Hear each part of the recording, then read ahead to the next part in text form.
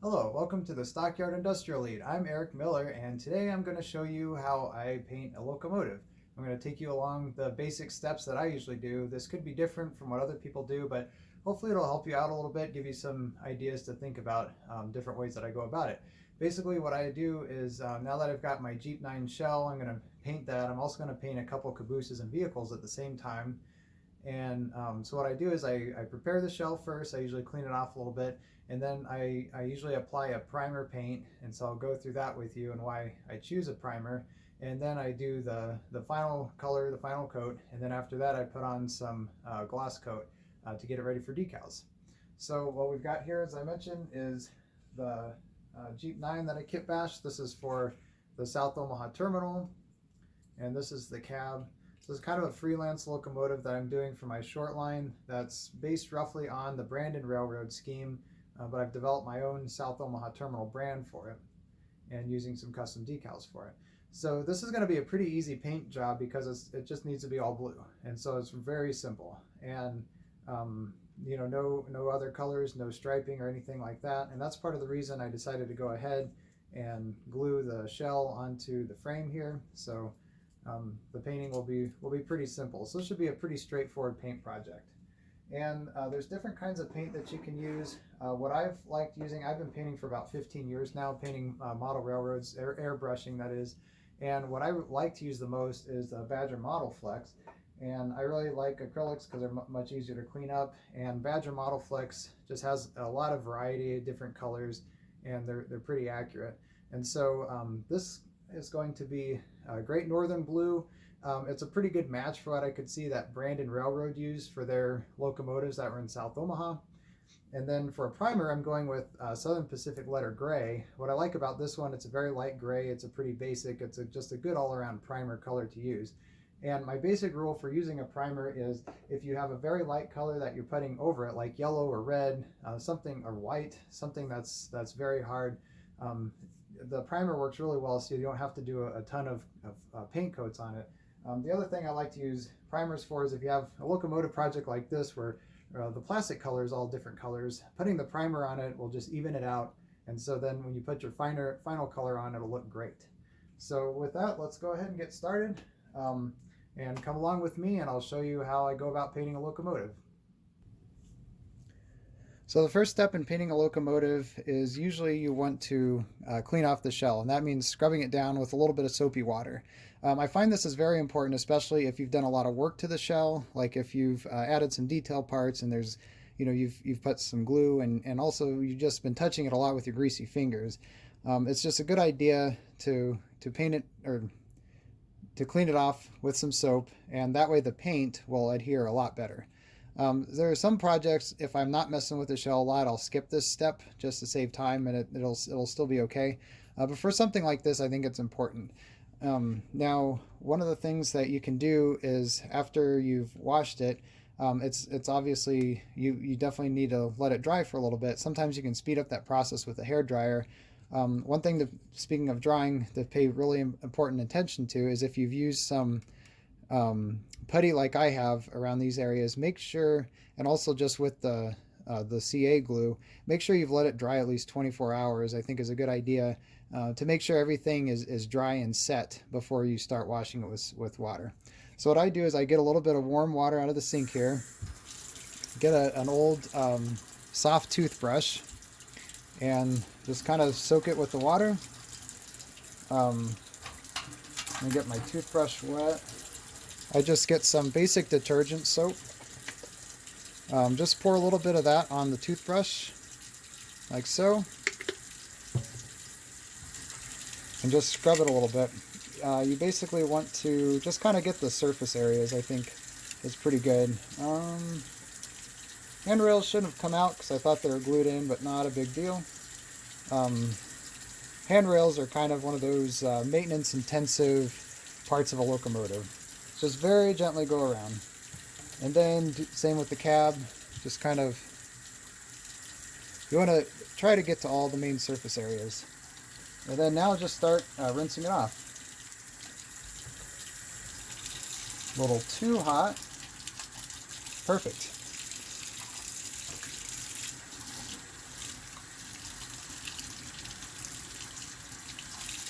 So nothing too serious. Like I said, you just want to make sure you get, you know, that grease off from the fingers.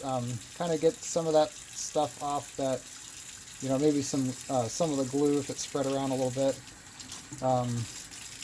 And handrails are fixed. I mean, they should, when I do the paint, they should stay on a little bit better, so that'll be fine. Okay.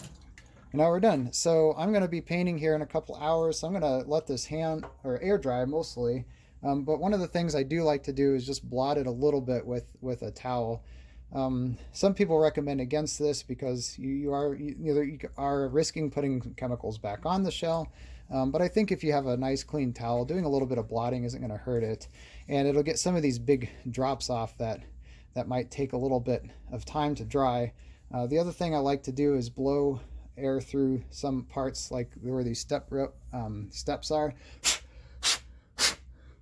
Just kind of blow those real quick, get those big puddles out of the way, so that way your locomotive will dry a lot faster. So that's basically it. So we'll let that dry, and then we'll come back and start painting. So now that our locomotive has had plenty of time to dry, we're ready to paint. So I'm just going to walk you through the things that I do for prepping my airbrush.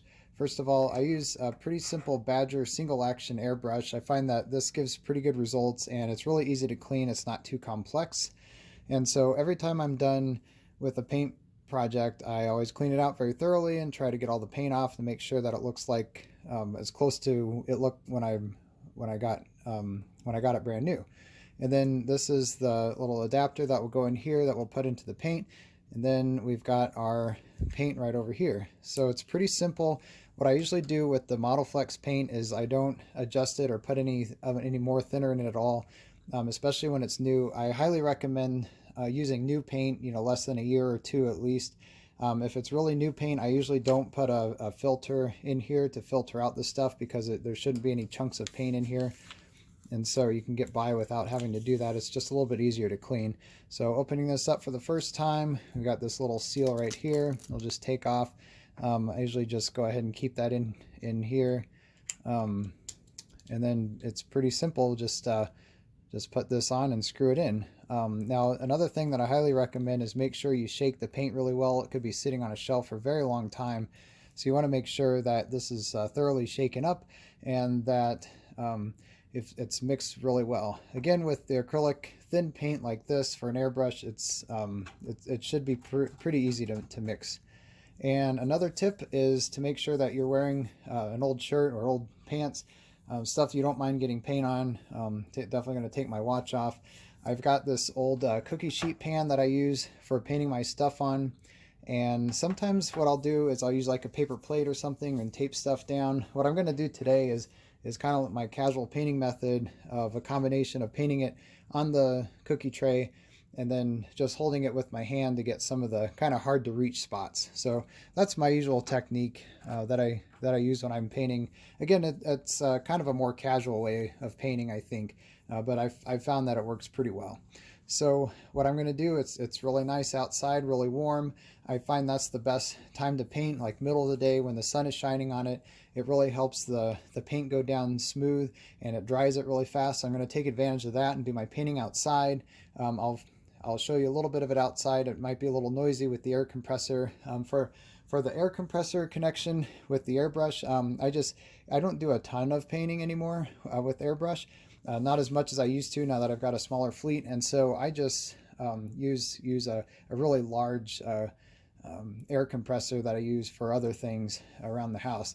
And so I just turn that on and load it up, and I usually go for around 40 pounds per square inch for pressure for the airbrush. That usually works pretty well. It gets it on the shell really well. So I'll go ahead and show you what I do. Basically, my technique is I just try to do a few passes, get some general good coverage over the locomotive everywhere, and then I let it dry for a little bit. While it's drying, I can go to something else, like I'll go to another car, another locomotive shell. That's why I find it's helpful to do a few things at once. So you can let that dry, go to that, and then give it another coat. So that's kind of my process. I'll show you what it looks like outside.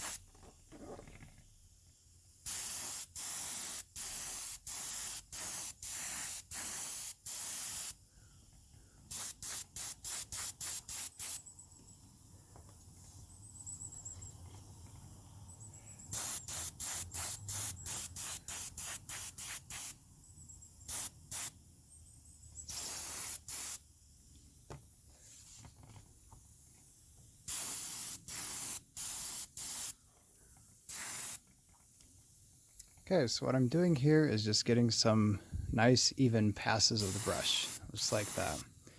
And then I just want to get a pretty basic coat on first, and I'll let it dry a little bit, and I'll come back for more.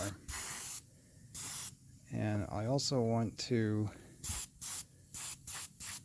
come back and then actually hold the shell and get some of the parts that I'm not getting, like underneath the pilots. But this is a pretty good basic coat right now.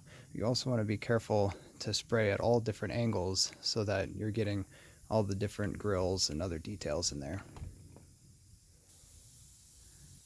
So here's our finished primer coat, and then I'm just going to do the same thing with the blue. Just spray it on very slowly.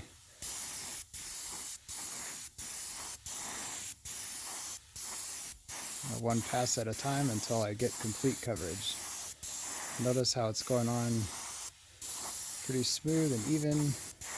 Works really well with the primer.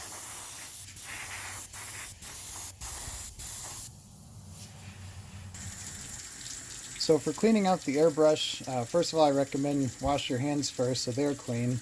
And one thing I don't mind about spraying the models while holding them is because it's always pretty easy to wash the acrylic paint off your hand.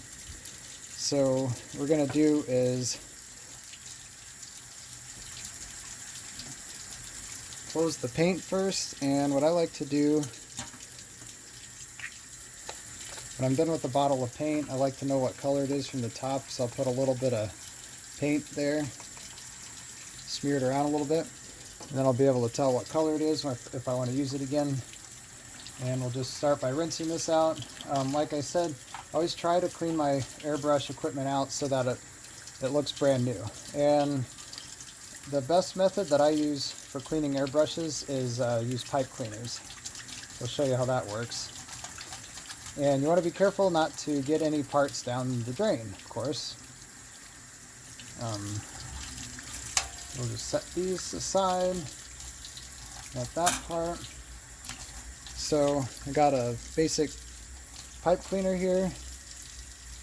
Just put it through, make sure that's all clean. Clean the little air hole area too, and the sides. The pipe cleaner. There we go. And then use this for the nozzle here on the front. Make sure that's all clean. Get rid of the blue.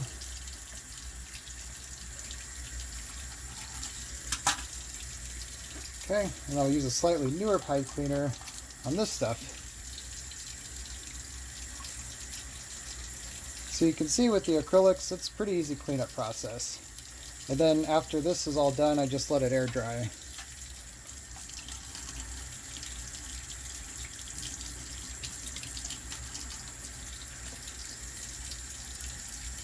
Okay, so now that we've finished painting the blue, we're done, basically. The only other step that I do is I like to put on a coat of gloss, just clear gloss to cover it. This is usually the stuff I use, Rust-Oleum. It's pretty cheap in your hardware store.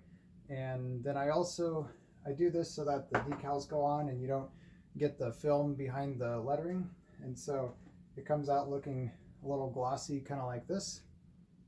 So it's kind of as if you'd used a, basically like an enamel paint, essentially. And so here's the cab, nice and glossy, ready for decals. And then I've also got my cabooses and vehicles ready to go. So check out another video later. I'll show you what these look like when they're all done with the decals. And then after I put the decals on, I let those dry thoroughly. And then I put on another coat of gloss coat, and that basically seals them. It gets rid of any of the clear film. You should be able to see it at all.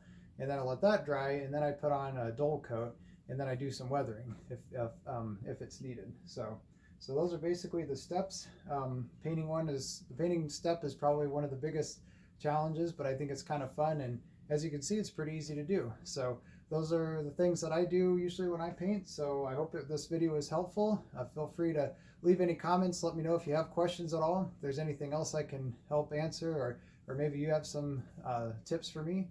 And also let me know what other videos you want to see. Thanks again for joining me in this video, and I will catch you next time.